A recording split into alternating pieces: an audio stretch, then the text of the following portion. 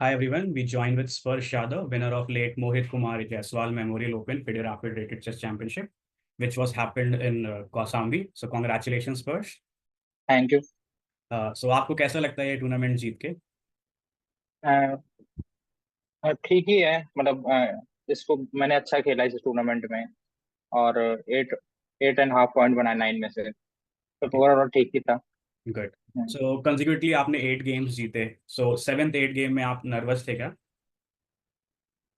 Little bit. Okay, ठीक है. आप जी। इस टूर्नामेंट में सबसे अच्छा गेम जो आपने कौन सा खेला?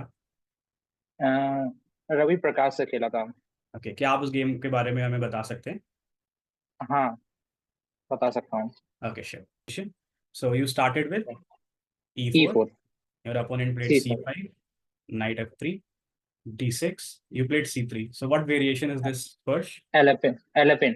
So what's the idea is in Alapin variation? Why did you play C3? Why did you go for the open Sicilian? इसमें क्योंकि D4 का आइडिया होता है, और पीसेस और मतलब एक्सचेंज नहीं होते जल्दी। मतलब पीसेस होते हैं हमारे पास अटैक करने के लिए, Okay, और so long term basically plan होता है ये। आपको अपने पीसेस को प्रिजर्व करना पसंद है ताकि आप लॉन्ग टर्म में अटैक लगा सको. हाँ, प्ले ले सकूं उस पीसेस से। Okay, that's good. Hmm, Then knight F6 हुआ. आपने हाँ bishop D3 खेला. Okay. हाँ। Then knight C6, bishop हम्म। C2. ये ओल्ड एलेपिन की लाइन है, मतलब Okay. पहले इसी तरह एलेपिन खेला जाता था स्विट्जरलैंड के against. Okay. So bishop G4. Uh, now you played D4. Okay, आप बताना चाहोगे अगर वो कैप्चर करता यहाँ पर? हाँ, मैं pawn capture, then C capture, D. Hmm. Sorry, my bad. Yeah. So if he captures here, you capture back. Then what's the yes. calculation here? Like he can take and then he can take on D4. No, he take I I take G into bishop. Okay, जी है तो ये आपका double pawn structure हो जाएगा, तो इससे आपको अनकंफर्टेबल पोजीशन नहीं है. नहीं, लाइक तो डबल बिशप एडवांटेज भी हो जाएगा मेरे पास। ओके, ठीक है. सो ये आइडिया के साथ आप D4 पॉन को गिव अप करना चाहते हो. ठीक है, दैट्स गुड. हाँ। Okay, now after bishop G4, D4 happened. In the game, you played opponent played E5, so he just played E5. तो अब आपने D5 दिस खेला इज यहाँ. Slide slide wrong move. Okay, why do you think it's because अभी मतलब मुझे D five करने का मौका मिल गया है ओके. इजिली। और किंग साइड मतलब इस स्पेस भी, मतलब मैं अटैक लॉन्च कर सकता हूँ क्योंकि सेंटर क्लोज हो जाएगा। बट यूजुअली हमने सुना है कि जब हमारे पास बिशप्स होते हैं तो हमें उस सेम कलर में पॉन्स को सेंटर में नहीं रखना चाहिए, क्योंकि वो एंड गेम में हमें सीरियस प्रॉब्लम क्रिएट करते हैं. तो उसके लिए क्या हाँ, सोचा आपने? लाइक उसके लिए मैंने सोचा था कि मतलब अभी तो मैं मतलब सारे पीस को पहले डेवलप करूंगा, और वो मेरे लिए बहुत बड़ी डील नहीं होगी। ओके, ठीक. वाइड या तो D5 हैपेंड. नाइट B8, उन्होंने नाइट को वापस रीरूट करने के लिए निकाला. Night BD2, night BD7. Okay, सो ये मेन्योर के बारे में थोड़ा सा आप बताइए. Knight D1 and then H3 and then knight G3 idea. इस मेन्योर का मतलब बेसिकली क्या आइडिया है आपका? नाइट C4 पे भी तो अच्छा खेल सकता था, C4 E3 F5 आ सकता था, बट आपने ये आइडिया हाँ। क्यों किया लाइक F1 एंड ये C? आइडिया मैंने मतलब देखिए, किंग साइड में अभी सेंटर क्लोज है, तो मैं कोशिश कर रहा हूँ कि किंग साइड थोड़ा प्ले जनरेट कर सकूं। और जैसे F5 स्क्वायर वीक है, तो मतलब वहां पे भी मेरा राइट जा सकता है। तो इस तरह के थ्रेट्स में लगा सकता हूँ, मतलब किंग साइड प्ले ज्यादा मतलब ले सकता हूँ मैं।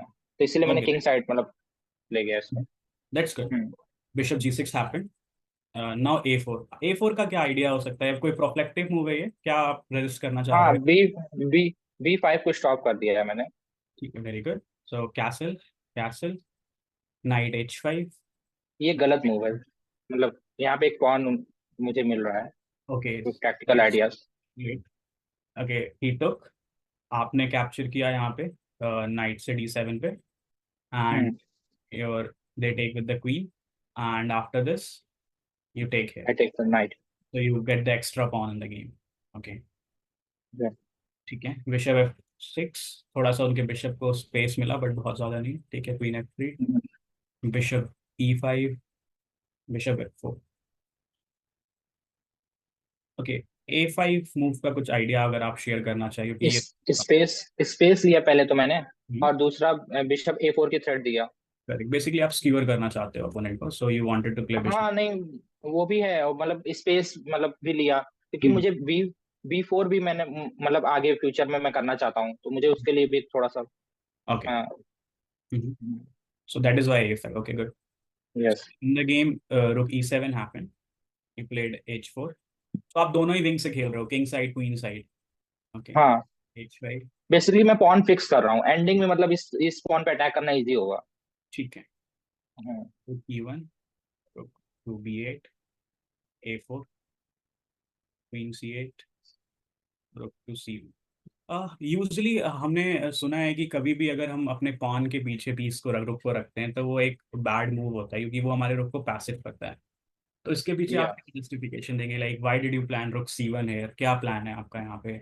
और मेरा यहाँ पे सिंपल प्लान है कि मतलब मैं B4 करना चाहता हूँ। अगर वो टेक नहीं कर सकते क्योंकि मैं रुक ओपन हो जाएगा, हम्म, तो मुझे B4 करने में इजी होगा। और वो बिशप जो लगा हुआ है E5 पे, हम्म, वो C3 पे टारगेट भी कर रहा था, तो मैंने अपने रुक को हटा लिया उस डायगोनल से। ओके। सो हम्म। बेसिकली अगर वो B4 पे कैप्चर नहीं करता है इस पर्टिकुलर सिचुएशन में, लाइक यू आर हाँ। Playing B4, he just skip the capture, वो कैप्चर नहीं करके कुछ और मूव हाँ। करता है, तब आपका क्या प्लान रहेगा? आप वो टेंशन क्रिएट रहने दोगे बोर्ड पे, या फिर पॉन हाँ, पे करोगे? मैं टेंशन क्रिएट रहने दूंगा। वही गेम में भी हुआ, उन्होंने कैप्चर नहीं किया, तो ठीक। मैंने उसको टेंशन क्रिएट रखा है। तो गेम में उन्होंने किंग F8 चला, थोड़ा सा स्ट्रेंज है, क्योंकि मुझे लग रहा है हाँ। पीसेस के पास ज़्यादा जगह नहीं है, जो जॉन टाइप हाँ, क्रिएट हो रही है। वो थोड़ा रिस्क रिस्क लेना नहीं चाह रहे थे, देख रहे थे मैं क्या करता हूँ, हम्म, ऐसा कुछ। ठीक है। तो मैंने B4 कर दिया ऐसा। King F8, okay. So bishop G. First पहले मैंने बिशप G5 इसलिए खेला क्योंकि यहाँ पे वो F6 करें, मतलब ब्लैक बिशप फिक्स करें। अगर मैं पहले ही बिशप E3 खेलता, तो वो ब्लैक बिशप को F6 स्क्वायर पे ले जा सकते थे, जैसे आप तो कर सकते हैं। करेक्ट। तो इस बेसिकली आप हम्म। बिशप को खुद ही उनके पॉन्स के बीच में केज कर रहे हैं, और उनके लाइट हाँ। की वीकनेस को भी प्रोवोक कर रहे हैं कि लाइट स्क्वायर वीक होगा, यस। इजीली कंपनसेट कर सकते हैं। ठीक है, yes. F6 happened, then bishop E3, okay। So B6 happened on the board, capture किया यस। आपने, उन्होंने कैप्चर किया, and you played bishop C6। आपका बिशप वीक स्क्वायर पे आ चुका है, अपोनेंट के कंट्रोल कर रहा है, ए फाइल आप डोमिनेट कर सकते हो बाद में, तो अच्छा आइडिया। हाँ। सो रुक A7 happen on the board, yes. Bishop अब F। मैंने बिशप ऑफर दिया ट्रेड करने को, क्योंकि आप अगर आप रुक लगाते हो तो मैं ए वाली फाइल ले लूंगा रुक लगा के। तो इसीलिए उन्होंने फोर्स हो गया कि मतलब वो वहां पे क्वीन भी नहीं लगा सकते हैं।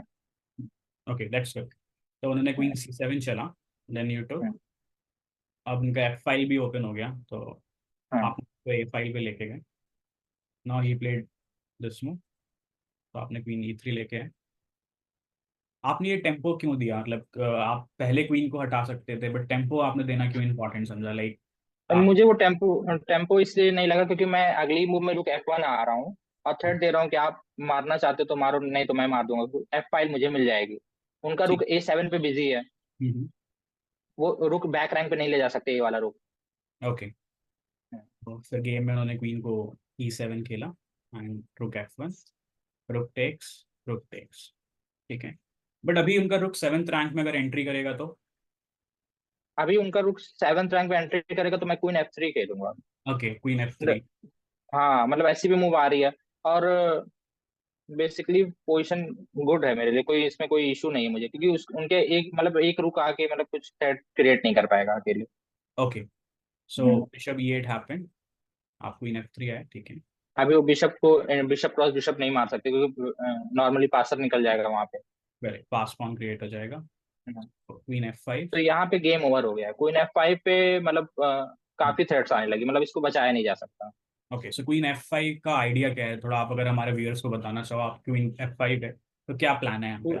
क्वीन F5 से मतलब बेसिकली सबसे क्लियर प्लान है क्वीन C8 आना, बिशप को पिन करेक्ट, करना। करेक्ट। हम्म। और वो किंग को मूव भी नहीं कर सकते, इस लाइन से हटा भी नहीं सकते हैं। तो ये तो बच ही नहीं सकता। रुक A8 भी नहीं आ रहा है कि आ सके, तो यहाँ गेम ओवर हो चुका है। अब वो बिशप क्रॉस बिशप भी नहीं मार सकते क्योंकि पासर निकल जाएगा, और फिर वहां पे भी गेम ओवर हो जाएगा। और बेसिकली जी। हाँ, पास पॉन निकलते ही पोजीशन आपकी बेटर हो जाएगी, सो दिस मूव है। हम्म।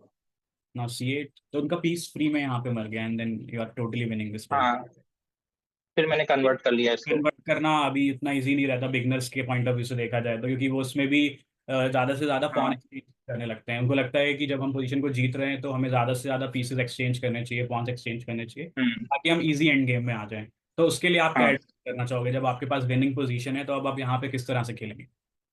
विनिंग पोजीशन में सबसे पहले तो हमको ये देखना है कि इजिली जैसे कोई पॉन हमारा मर रहा है, अगर हम उसको बचा सकते हैं हम्म, विदाउट एनी लॉस, हम्म, तो हम उसको बचाएंगे, क्योंकि हमारा कोई इसमें लॉस नहीं है। ठीक है। हाँ, फिर हम उसको सपोर्ट दे सकते हैं बाद में और कोई और पीस से, फिर हम्म, उसको कन्वर्ट आराम से कर सकते हैं। उसमें जल्दीबाजी करने से ये मतलब होता है कभी कभी कि पॉन ज्यादा एक्सचेंज हो जाते हैं, तो पीसेस जैसे मान लीजिए अभी बोर्ड पे सारे पॉन आप हटा दीजिए, तो ये हम्म, पोजीशन ड्रॉ हो जाएगी। ठीक है। हाँ, जी। Thanks for explanation. फिर उसके बाद ये शुरू हुआ। सो आपने अपने E4 पॉन को डिफेंड किया। हाँ, now what's the idea of रुक C1? मैं अभी मेट लगा रहा हूँ, मेरा आइडिया है। उसको बचाने के लिए सिर्फ किंग मूव करना पड़ेगा, फोर्स मूव है। So king F8 is the only move. Hmm. सो अब किंग का दूर हो गया है pawn, so you start grabbing the हाँ, पॉन।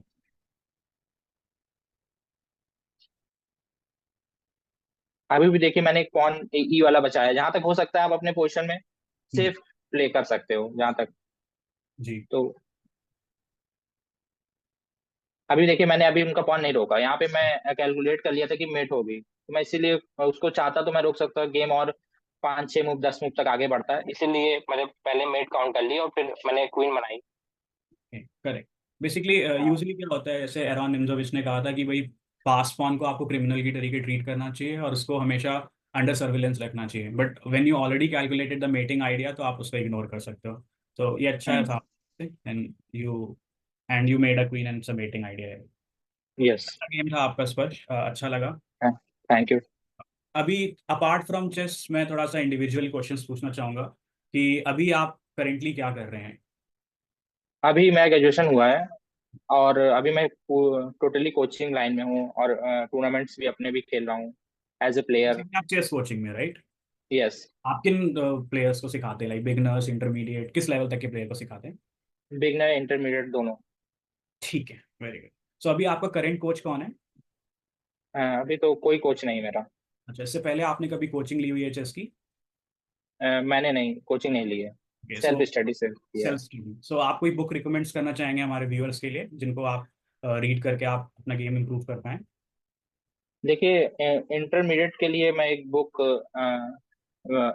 रिकमेंड करना चाहूंगा, वुड पैथर मेथड नाम है उसका। गुड पिकर मेथड, या हाँ, तो वो बेसिकली एग्जिस्ट। टैक्टिकल वेस और कैसे मतलब उसमें आप पोजीशन में क्या क्या चीजें रहती हैं, जैसे मतलब टैक्टिकल, और कभी कभी सिंपली हमको एक पॉन मिल रहा होता है तो उसमें मतलब ग्रेडी नहीं बनना हुआ है ज्यादा, तो ये सारी चीजें उसमें बताई गई, एक्सप्लेनेशन विद। ओके। सो अब आप अगला कौन सा इवेंट प्लान कर रहे हैं खेलने के लिए? अभी तो मैं कोई इवेंट प्लान नहीं किया हूँ, क्योंकि अभी मैं सोच रहा था कि कोई बड़ा इवेंट हो, जैसे कैटेगरी ए, जैसे जीएम्स टूर्नामेंट ओपन, तो मैं जी। उसको खेलना पसंद करूंगा। तो अभी इस तरह के टूर्नामेंट इंडिया में हो नहीं रहे हैं अनफॉर्चुनेटली, तो फिर इसीलिए अभी। Okay, so thank you Sparsh, thanks for joining ChessBase UP, we wish you all the best. Thank you.